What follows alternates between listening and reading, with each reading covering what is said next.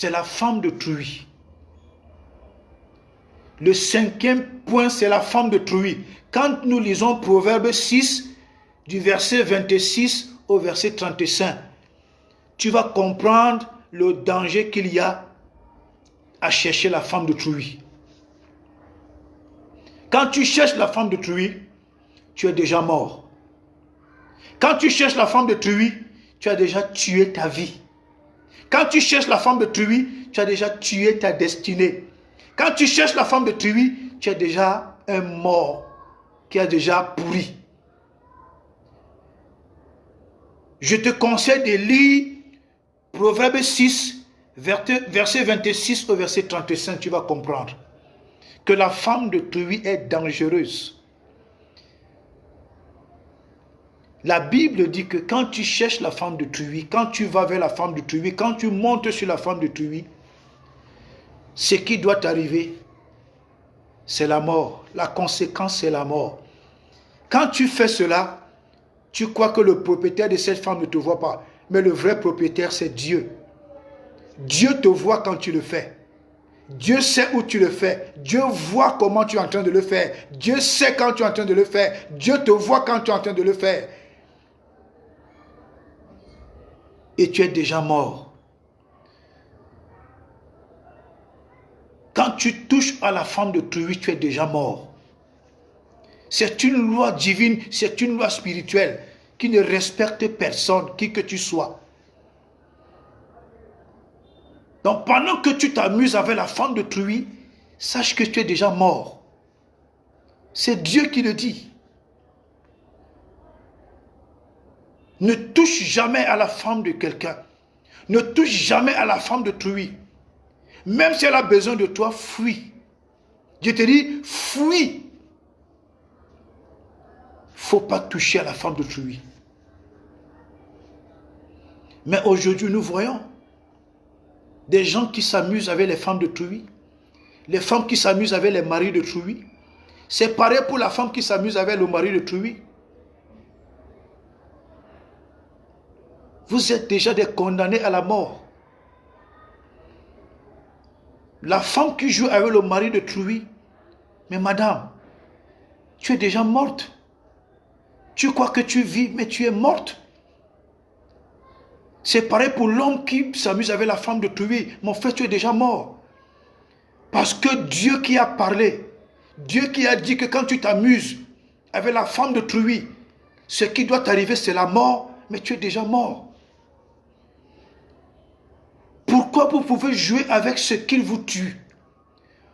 Pourquoi vous pouvez jouer avec ce qui vous tue? Pourquoi tu peux plaisanter avec ce qui te provoque la mort? Pourquoi tu peux plaisanter avec ce qui t'attire la mort? Pourquoi tu peux jouer avec ce qui vient détruire ta vie? Ce simple petit plaisir-là, qui vous rend bête dans la tête, pourtant, cette bêtise-là est déjà en train, prépare votre cercueil. Vous trouvez cela normal?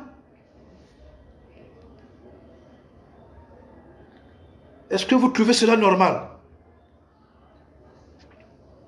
Vous trouvez cela normal? Est-ce qu'un homme normal peut jouer avec la mort? Mais la femme de Trui, c'est la mort. Est-ce qu'une femme normale peut jouer avec le mari de Trui? Quand tu joues avec le mari de Trui, mais c'est la mort. C'est ce que la Bible dit. Nous trouvons ça dans des églises, nous trouvons ça dans des familles, nous trouvons ça dans des pays, nous trouvons ça dans des nations. Qui que tu sois, quel qu'en soit ton grade, quelle qu'en soit l'autorité dont tu incarnes, même si tu es un président de la République, quand tu t'amuses avec la femme de Trui, tu es déjà mort, parce que tu n'es pas au-dessus de Dieu. Qui que tu sois. Aujourd'hui, vous voyez des familles être détruites. Vous voyez des familles être écrasées. C'est à cause de ce genre de bêtises. C'est à cause de ce genre de bêtises. Est-ce que vous savez que quand David a tué Uri a pris Beersheba. Dieu a dit au roi David au travers du prophète Nathan que je donnerai tes femmes à d'autres personnes qui vont les coucher en plein air. Est-ce que tu sais que, toi homme qui m'écoute, quand tu couches avec la femme de quelqu'un d'autre, d'autres personnes vont coucher ta femme. Si tu as des enfants filles, lorsque elles iront en mariage, c'est l'adultère qui va détruire leur mariage. À cause de ta faute, à cause de ta bêtise, parce que tu es un papa inconscient, parce que tu as eu la maladresse de coucher avec la femme de quelqu'un, tu as porté ce péché et tes enfants vont payer ce péché dans leur vie, tes enfants vont payer ce péché dans leur mariage. Parce que tu as eu la maladresse de coucher la femme de quelqu'un, d'autres personnes vont coucher ta fille dans son mariage. À cause de ta faute, à cause de ton péché. Et ton fils garçon, à cause de ton péché, il sera attrapé en flagrant délit d'adultère dans la maison de quelqu'un et il sera lapidé à cause de ta maladresse. Parce que Dieu dit, j'ai puni l'iniquité des pères sur les fils de la 3e à la 4e génération. Je voudrais conscientiser les papas aujourd'hui que le fait que tu ailles avec la femme de quelqu'un d'autre, tu détruis ta vie. Toi-même, tu es déjà mort et tu détruis la vie de ta progéniture. Parce que d'autres personnes vont coucher tes enfants dans leur foyer. Ta fille sera couchée dans son ménage par des hommes à cause de ta faute. Ton enfant garçon sera lapidé dans la maison de quelqu'un à cause de quoi? De l'adultère.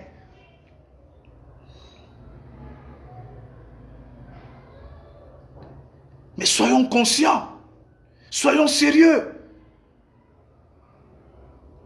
Nous les papas aujourd'hui, les actes que les papas posent sur les femmes d'autrui, les actes que les mamans posent sur les maris d'autrui, mais ça détruit nos vies et ça détruit la vie de nos enfants. Ce que nous semons, c'est ce que nous allons récolter.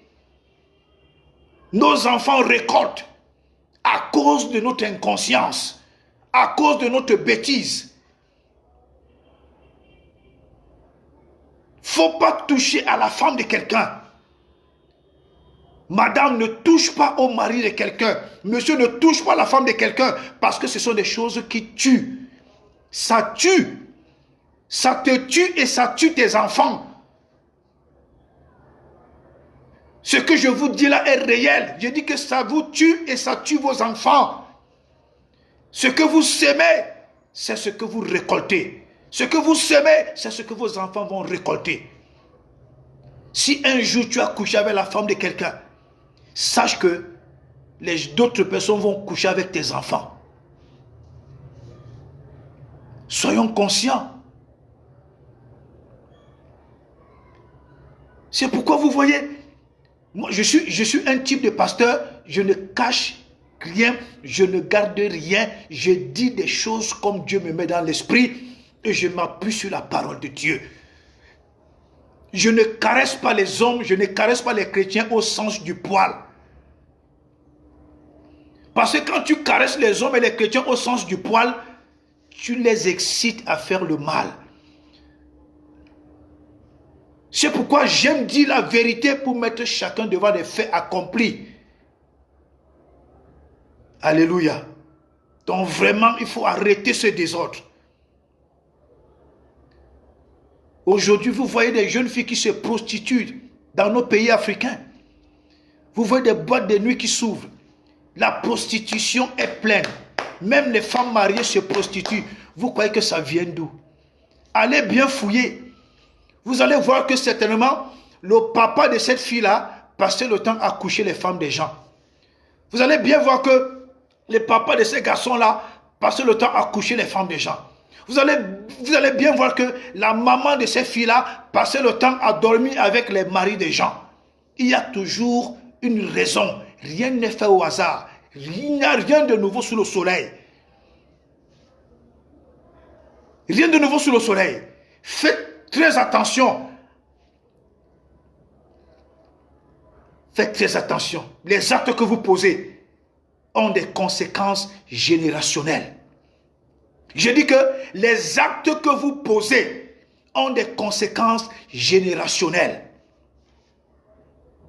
Les actes que vous posez ont des conséquences générationnelles. Faites très attention. Tu as tué quelqu'un, sache que soit avant de mourir, quelqu'un va te tuer quelqu'un ou quelqu'un va te tuer toi-même. Tu as abusé de l'enfant de quelqu'un, sache que quelqu'un va abuser de ton enfant. Ça, c'est une loi divine qui n'échoue pas. C'est une loi divine qui ne respecte pas le statut de quelqu'un. C'est une loi divine qui frappe. Et j'aime ça. Quand tu fais du mal à quelqu'un, quelqu'un va te faire du mal. Laissez-moi vous dire la vérité. Que tu sois chrétien ou non chrétien, quand tu fais du mal à quelqu'un, quelqu'un va te faire du mal, même si tu te confesses. Même si tu demandes pardon, Dieu va te pardonner. Mais la conséquence de ton acte, tu vas subir ça. Alléluia. Je vous dis,